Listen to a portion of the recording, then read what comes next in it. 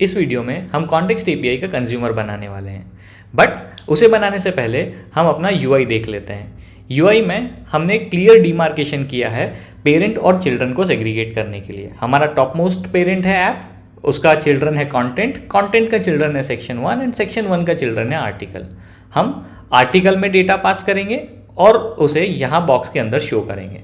तो चलिए हम चलते हैं कोड पर। अब हम बनाते हैं कंज्यूमर। इस केस में आर्टिकल हमारा कंज्यूमर है। कंज्यूमर बनाने के लिए हमें दो चीज़ों की ज़रूरत होती है। पहला कॉन्टेक्स्ट जो हमने ऐप फाइल में बनाया है, दूसरा एक हुक जो इस कॉन्टेक्स्ट को एक्सेस करेगा। सबसे पहले इस कॉन्टेक्स्ट को आर्टिकल तक पहुंचाने के लिए हमें इसे एक्सपोर्ट करना होगा और आर्टिकल फाइल में इसे इंपोर्ट करना होगा। तो हम माय ऐप कॉन्टेक्स्ट को इंपोर्ट कर लेते हैं हमारी आर्टिकल फाइल में। सेकेंड, हमें ज़रूरत होगी एक हुक की जिसका नाम है यूज़ कॉन्टेक्स्ट हुक, जो कि रिएक्ट पैकेज में ऑलरेडी अवेलेबल है। इस हुक को यूज़ करना काफ़ी सिंपल है। इसे यूज़ करने के लिए हम लिखेंगे यूज़ कॉन्टेक्स्ट और इसमें हम प्रोवाइड करेंगे ना कॉन्टेक्स्ट। जो भी वैल्यू हमें रिटर्न में मिलेगी हम उसे स्टोर कर लेते हैं एक वेरिएबल में, लेट्स कॉल इट ctx और कॉन्टेक्स्ट, और इसे हम कंसोल करके देखते हैं हमें इसके अंदर क्या डेटा मिलता है।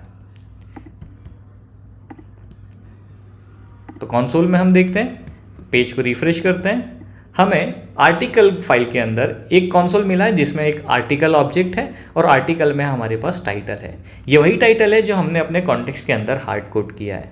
अब यदि हमें ये डेटा यूज़ करना है तो हमारे लिए यूज़ करना काफ़ी ईजी है। चलिए यहाँ पर हम अपना टाइटल शो करते हैं।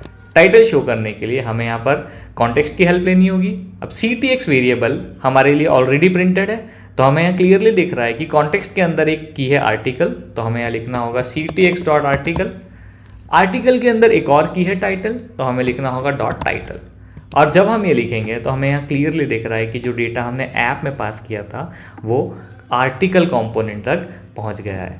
और इस बीच में जो हायरार्की थी वो कंप्लीटली स्किप हो गई है, यानी कि ना तो प्रॉप कॉन्टेक्स्ट से ऐप के थ्रू कंटेंट को पास हुआ है, ना ही कंटेंट के थ्रू सेक्शन को पास हुआ है। कॉन्टेक्स्ट ने डायरेक्टली ऐप से कॉमन स्टोरेज में डेटा रखा जो कि हमारे लिए कॉन्टेक्स्ट है, और हमारे आर्टिकल कंपोनेंट ने डायरेक्टली वो डेटा कॉन्टेक्स्ट से रीड किया।